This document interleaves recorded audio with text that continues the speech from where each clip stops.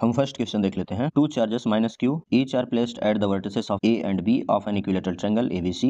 If capital M is mid point of A B, the net electric field at C will point along C A, C B, M C, C M. Question में बोला गया है कि कोई दो charges हैं minus Q है जिनका मैग्नीट्यूड ओ किसी एक इक्विलेटरल ट्रायंगल के वर्टेक्स पे रखे गए हैं। इक्विलेटरल ट्रायंगल का मतलब ये है कि उस ट्रायंगल की सारे साइड की लेंथ क्या होगी, हमारी सेम होगी। तो इन्होंने बोला है कि सी वर्टेक्स पे अगर हम इलेक्ट्रिक फील्ड निकालें, जो हमारी नेट इलेक्ट्रिक फील्ड होगी उसकी डायरेक्शन किधर होगी, सी ए के लॉन्ग होगी, सी बी के लॉन्ग होगी, सी एम के लॉन्ग होगी। तो देखते हैं। तो सबसे पहले हम सी पॉइंट पे ए वाले वर्टेक्स के चार्ज के कारण जो इलेक्ट्रिक फील्ड की डायरेक्शन होगी वो चार्ज की ओर ही होगी। क्यों? क्योंकि इलेक्ट्रिक फील्ड की डायरेक्शन माइनस चार्ज के कारण चार्ज की तरफ होती है। सिमिलरली माइनस बी वाले वर्टेक्स के माइनस क्यू चार्ज के कारण भी इलेक्ट्रिक फील्ड बी वर्टेक्स की तरफ ही होगी। इसको हमने फर्स्ट चार्ज नाम दे दिया, इसको हमने सेकंड चार्ज नाम दे दिया। तो इसके कारण जो इलेक्ट्रिक फील्ड होगी E1 होगी, इसके कारण हमने मान लिया E2 है। यहाँ पे अगर हम इलेक्ट्रिक फील्ड निकालते हैं तो E1 इक्वल टू हो जाएगा के क्यू बाई ए स्क्वायर, क्योंकि इनके बीच की डिस्टेंस ए है, और E2 इक्वल टू भी हो जाएगा के Q by A square. Magnitude of the electric field क्या है, सेम है। एक चीज हमने वेक्टर में पढ़ी है कि अगर कोई दो वेक्टर हैं उनके मैग्नीट्यूड क्या है, इक्वल है, और अगर उनके बीच का एंगल थीटा है तो उन दोनों वेक्टर का जो रिजल्टेंट वेक्टर होता है वो दोनों वेक्टर से थीटा बाई 2 डिग्री का एंगल बनाता है। तो सिमिलरली हम भी कह सकते हैं कि E1 E2 हमारा जो है वेक्टर ही है, इनके मैग्नीट्यूड आपस में इक्वल है, इसलिए ये भी एंगल बाइसेक्टर से जाएगा।